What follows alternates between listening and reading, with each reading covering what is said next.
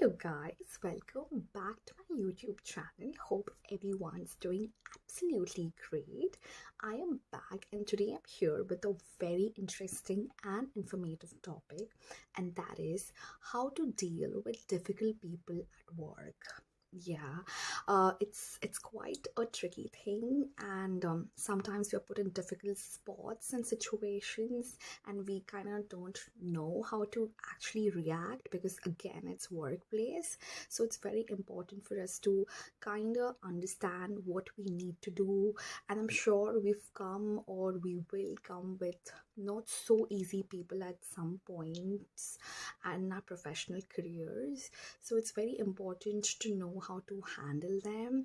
And I'm sure this video is gonna be like super useful for anybody, seriously anybody working in corporate, and hope it helps. So let's get started.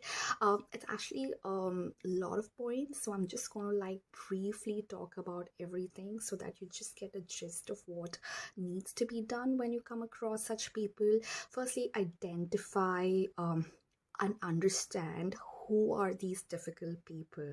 Sometimes we might just say, okay, he's a difficult person or she's like super difficult to work with, but what if it's you? What if I am the difficult person, it's important to identify that. So because sometimes what happens is you keep blaming other people and complaining, okay, she's not doing the things right, so she's so difficult.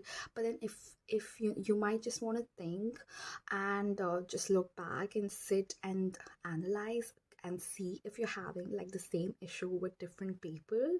If you're having the same issue with one person, that's fine, but if you're having like patterns and issues with different people, that means I guess you can be the difficult person and maybe you are the problem.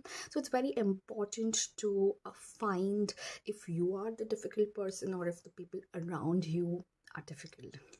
Yeah, so if there is a pattern in your behavior, if you see that you're having issues with like everyone, that means you are the problem and not everybody else. So you got to like introspect that and understand who the real difficult person is.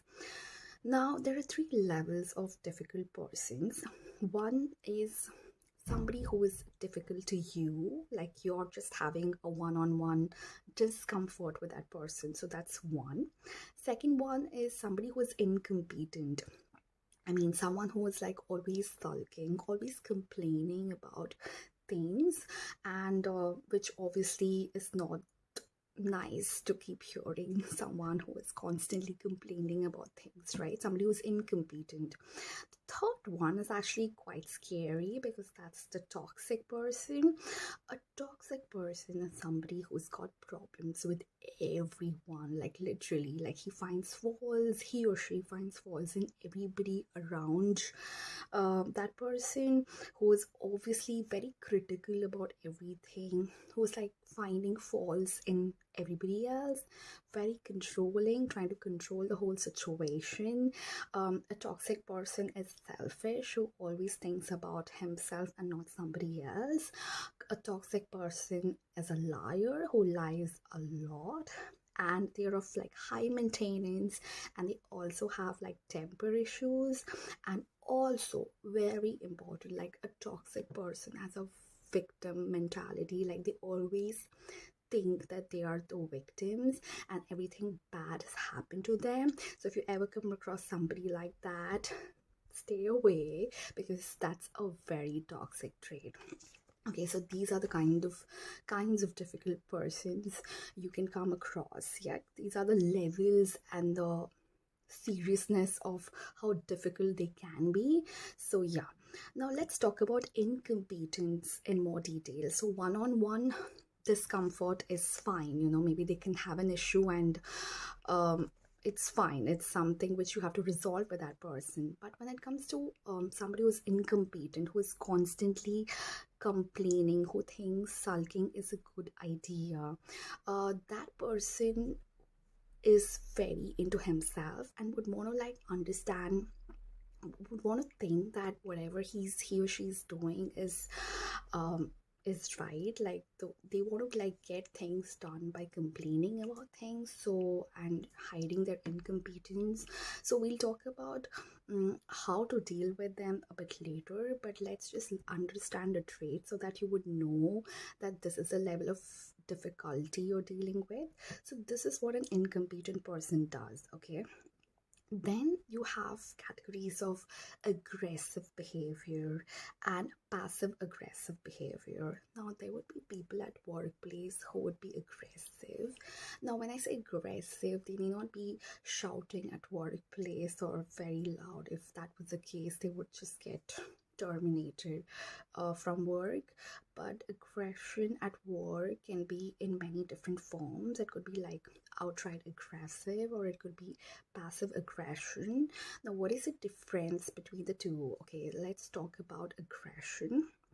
Now, the modern forms of aggression at work, it could include something like interrupting. Maybe you're having a conversation with that person, but somebody who is constantly interrupting and not letting you finish. That is a form of aggression. Somebody who is patronizing always, that could be a form of aggression. Somebody like you're trying to talk to someone, but they're just like ignoring what you're saying, and they would rather like do focus on something else and pretend like whatever you are saying is unimportant. That's a kind of aggression.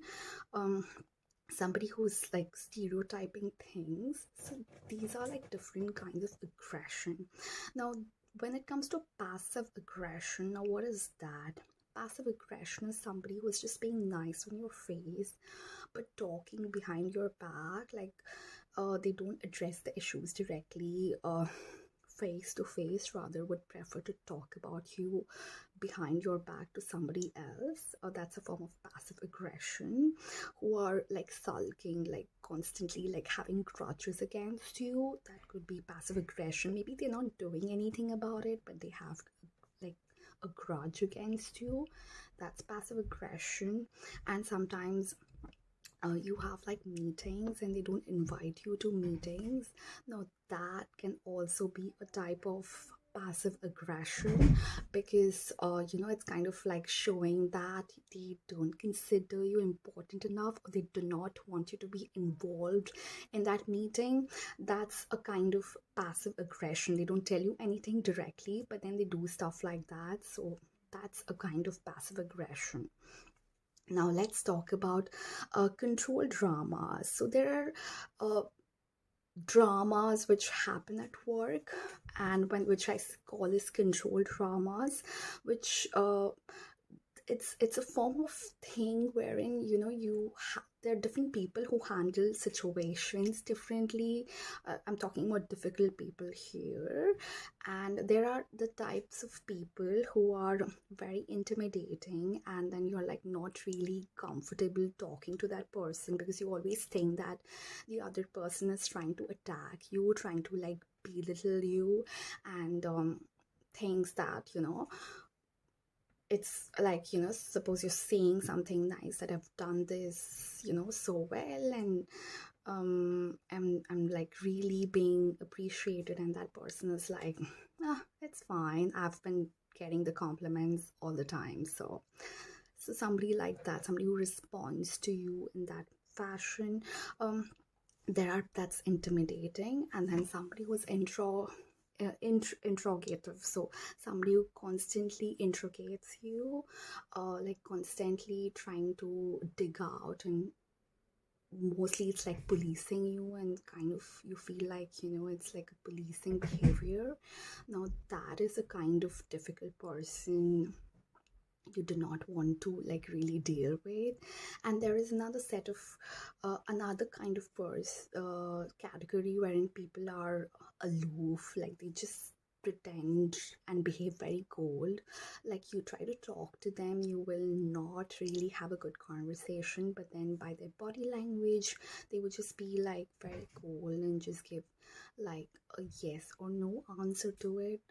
So that's another kind of behavior wherein people just behave very, very aloof about things.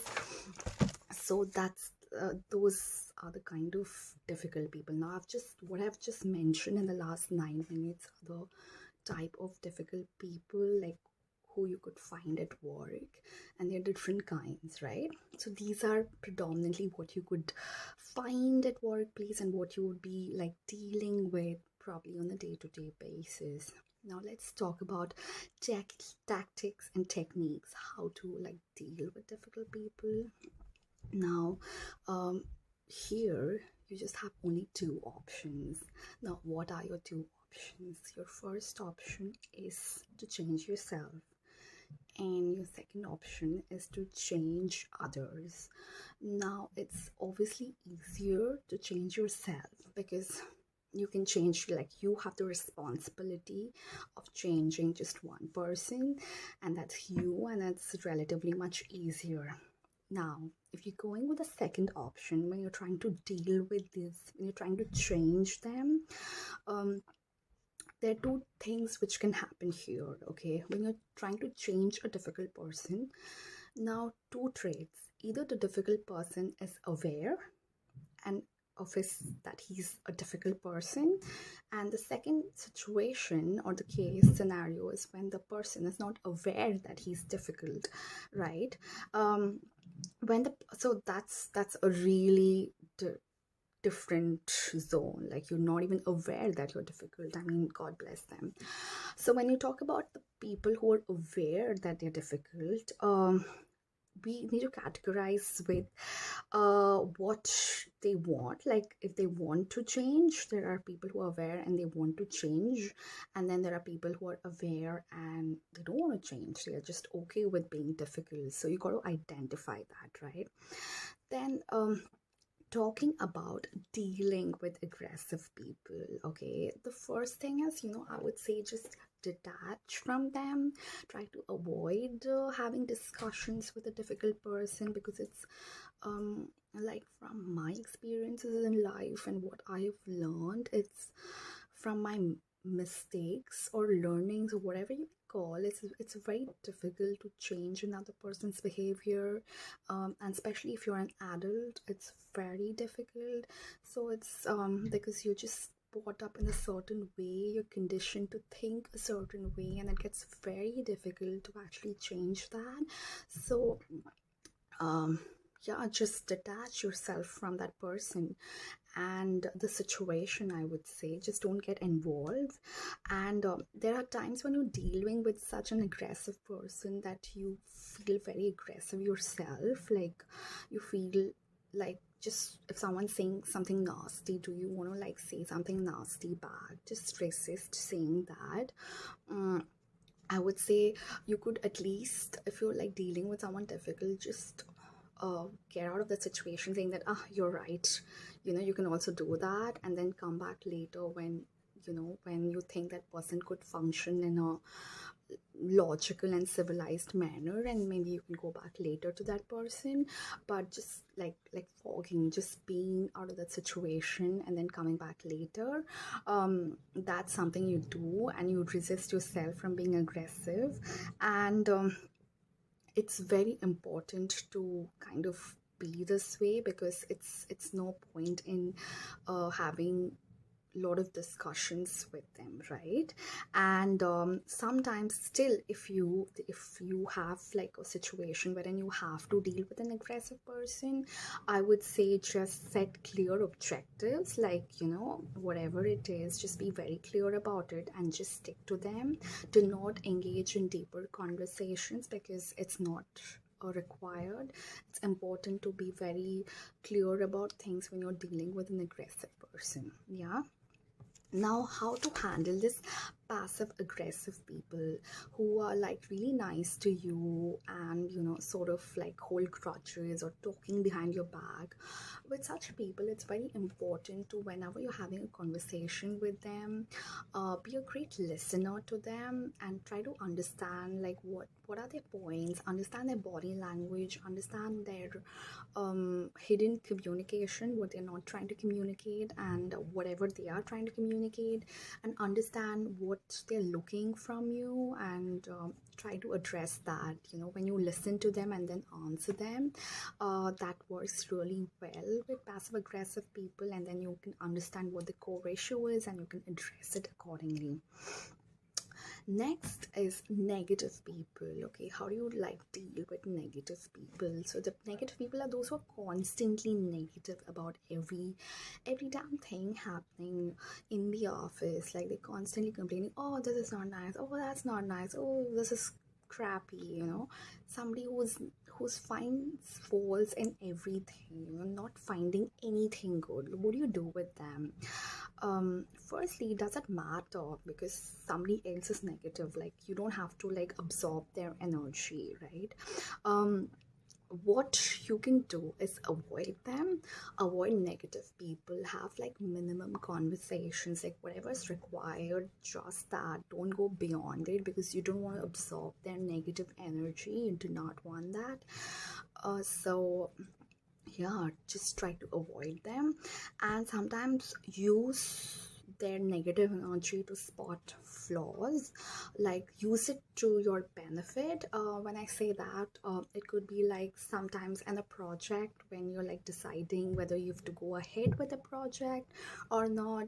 You think everything is right, but then obviously you have to check all the points. You have to check box everything, tick everything from the checkbox, I mean checklist. So in that situation, I think it's very important to have a negative person around, because that person would definitely find flaws and you can use it to your advantage, because you'll be like, yeah, maybe we may have or may have not considered this point, and it's good, you can use it to your advantage, right?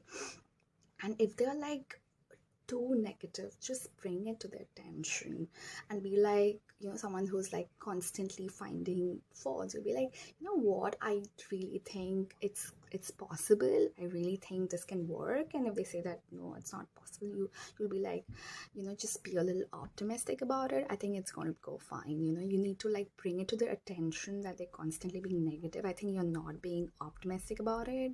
I think we all think it's going to be fine, so you gotta like bring it to the attention that that person is not optimistic. So I think that's very important. Bring it to their attention. I think it's very important. Sometimes people don't realize enough that they're negative, and if they're like extremely negative, I think coaching sessions in the office would help somebody like create a proper plan for that person, like set an objective, plan it, what are the benefits that person would get after the coaching, and what are the after effects. Would it like really help him become a better person, a less negative person, and all of that, right? Then there's another category of procrastinators. Now these people just think that okay, there's enough time, and let's do it later, or stuff like that. Now for these people, it's very important to remind them that time is scarce. Just give them projects with specific deadlines and make sure that this has to be completed, because if you do not complete within the set time frame, it might just disrupt everything else. You set time limit for these people, because then if you just tell them that what, this is it, you need to work on this, and then we have like we have no rush, and then they will just procrastinate, they will just not do anything. So it's very important to give them specific time limit, a time frame, and tell them like, and when you give that time frame, make it affect them, saying that if we do not do this, it's going to hamper on our sales, it's going to hamper the incentives. Like give them like, tell them things like tangible things, like how it's going to affect it, and you offer to help. Tell that you can help, like you can work together, you can collaborate together, yeah.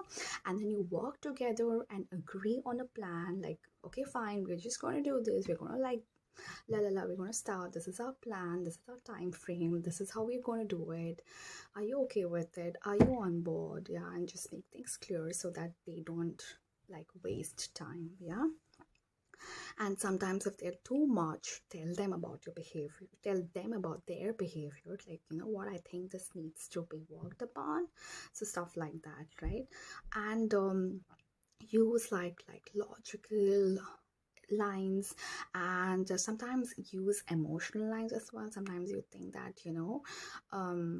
work whatever works best, and use, depending on the person, use the right way of just kind of like getting things done from that person. Yeah. Then there is another type of difficult people who are the game players. Okay, these people are like, they just create drama, they just want to like kind of like play games around you. They just try to be very nice on your face, and they just do something really so bad behind your back, like you wouldn't even realize like um what has happened to you. And that is a game player. And it's very like, these people are very very witty. They're I would say they're very cunning. I like clever people, but I'm very scared of cunning people. And trust me, I have seen a lot of them, and it's not a great experience at all. So these game players, I think it's very important to kind of know how to deal with them. Firstly, first thing first, do not get involved. Cut off. Like, if you see somebody is trying to play games with you, trying to do something and pretend to be something like a fox, do not get involved with them. And live with it. Like, if, and of course, because they're at your work, you cannot avoid them, so you gotta live with them, like deal with it. And accept the fact that they are like that, and do not get too involved with them. Yeah. And stick to facts. With these people, if they make up things, they're playing games around, do not get bothered. Just stick to the facts, see what's the logical thing happening around you. Stick to facts and figures, and then you wouldn't get involved and manipulated. And then if it gets too much, you just tell them, like, what, I don't like it when you say this, I don't like it when you said that, and I don't like it when you do this. So just communicate. If it gets too much, I think that should be done. If the games are too much. Yeah. Then next category is of selfish people. Okay, with selfish people, they just think about themselves and not somebody else, and they just don't want to do anything. With such people, you deal with them by proving that they are not doing their share. They always tell that they are doing enough and somebody else is not doing enough. And when you tell them that they're not doing enough, that's not enough, because there's no proof that they are not doing their share. Okay, and then get a commitment from them. Say that you are going to do this. Okay, get a commitment from them that you are going to finish this, and make sure that they take ownership about it. And sometimes you can set up demarcation lines. Say if it's a project and you're like two people working on it, you can be like, you do this part. And if they're being selfish and you think that you can't work together, you'll be like, you do this part and I'll do the other part. So set demarcation lines if you want to, but get a commitment from them that they're going to do that. So that's how you work with them. Then there are other set of people who are like childish people. Like, they just keep throwing tantrums, like, what, this is too much, I'm not going to do this, or this sounds like a shitty plan, I'm not going to be a part of it. People like that, they just find faults in everything, and they just throw tantrums, like saying that they don't, like behaving like a child, in simple words. So for these people, to deal with them, just make them pay. Like, when I say make them pay, is like, just give them like an incentive. Say that, like, when you're making them do a task, be like, there are rewards for it. You're gonna get like probably reward points, or maybe you're going to get, it will add on to your promotion, it will work on your performance review. Like, give them some incentive kind of thing, because it's like a trial. Like, if you say, if you have to brush your teeth, I'm going to give you like extra, I'll let you play a game on the weekend, or I'll give you an extra candy in the morning, like if you brush your teeth in the night. So stuff like that. You always, like with children, you do that with adults who behave like a child. So you follow the same tactic. Then there are people with bad habits. Now, bad habits could be somebody who's late to work, like always have a pattern of being late. Somebody who's a bad listener, who keeps interrupting, like every conversation, doesn't let you finish. Somebody who is moody, who is like very like moody and fussy and stuff like that. So these are like bad behaviors. For these people, you have to like deal with them, give them a taste of their own medicine. Like if they are somebody who comes late always, so if it's a 9 a.m. meeting, and if you know that the person's always late, just make sure you call this person at 8:55 and just say that, you know, you have to be there, or like 15 minutes before, like I'm sure you're coming to the meeting, right? So just give them a reminder. And if they're still not listening, just tell them that you have to be on time. Like tell them in, like, be upfront and tell it. So, and if you say that, and if you just call them and remind them that you have to be on time, you as a human, you start feeling guilty, and then you try to start coming on time and stuff like that. With other people, with bad listener, it would be like you deal with them by somebody who you just give them, like, if your teammate is a bad listener, what you do is you just give them all the points in the beginning, and then because you know that person's not going to listen, so just finish it like that and tackle them like that, so that way you can deal with them in a better way and you don't get bothered. Now these are the problems at work and how you can deal with them. Obviously they're different at work because it's something which you can't avoid. If you have problems in your personal life and you have difficult people, you can just avoid them and just cut them off, but then with your work you cannot, unfortunately. But then it's also, I would say, fortunate because it's a learning experience, and you also get to like see different kinds of people. And it's important to conquer your own negative thinking. I would say sometimes we are thinking in our heads, maybe that person is actually not negative, but it's in our head that we have a certain like judgment about someone. I would say just avoid that. And how do you handle aggressive behavior at work? Mainly is to remain calm, like I said previously. And if it's too much, like just talk to them and see the options. And if the difficult person is your boss, just try to have like regular conversations with your boss and see that, you know, your boss is giving you a commitment as well. Like it's a two-way conversation. Have regular catch-ups where you don't discuss about work, but you discuss about the work culture and habits, how you can improve, in the open communication and stuff like that. And handling like somebody, if your boss is a micromanager, it's just like, you know, somebody who's a micromanager, just give them the stuff in the beginning, like just make sure like your work is all done on time and they don't try to find a fault in yours. Like try to be as much specific as possible in your project or whatever you do. And if they're still, you know, doing micromanagement, try to always have an open conversation with your boss and just communicate that and say that this is, you would like such things to be better in a certain way, and I'm sure it's going to work out.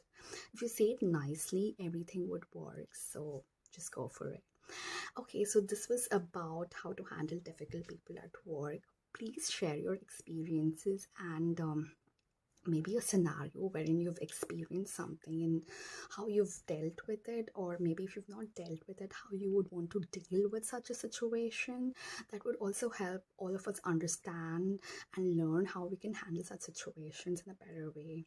Thank you for watching my video, and please do like, share, comment, subscribe to everything, and share it with your friends and family. Thank you so much, guys. Have a great one. Cheers.